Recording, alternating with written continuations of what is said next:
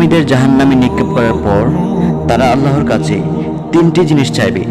Number 1, জাহান্নামীরা বলবে, হে আল্লাহ, আমাকে এত কষ্ট না দিয়ে আমার মৃত্যু দিয়ে দাও।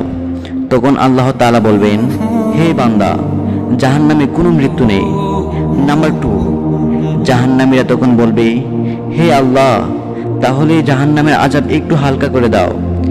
1 মাসে অন্তত একদিন বিরতি দাও, অথবা 24 ঘন্টার মধ্যে আমাদের 10 মিনিট হলেও আযাব থেকে বিরতি রাখুন। হে আমাদের রব, আমরা আর পারছি না জাহান্নামের আযাব আর সহ্য করতে। তখন আল্লাহ তাআলা বলবেন, 1 সেকেন্ডের জন্য জাহান্নামের আযাব কমানো যাবে না। নাম্বার 3, জাহান্নামীরা বলবে, হে আল্লাহ, আমাকে দুনিয়াতে আবার পাঠিয়ে দিন। আমি দুনিয়াতে গিয়ে শুধু আপনার ইবাদত করব।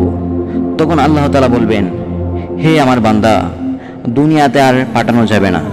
তোমাদেরকে আমি সুযোগ দিয়েছি, তোমাদেরকে আমি নিজের ইচ্ছা শক্তি দিয়েছি। তোমরা আমার সাথে বিশ্বাসঘাতকতা করেছো, তোমরা আমার কথা মেনে চলোনি।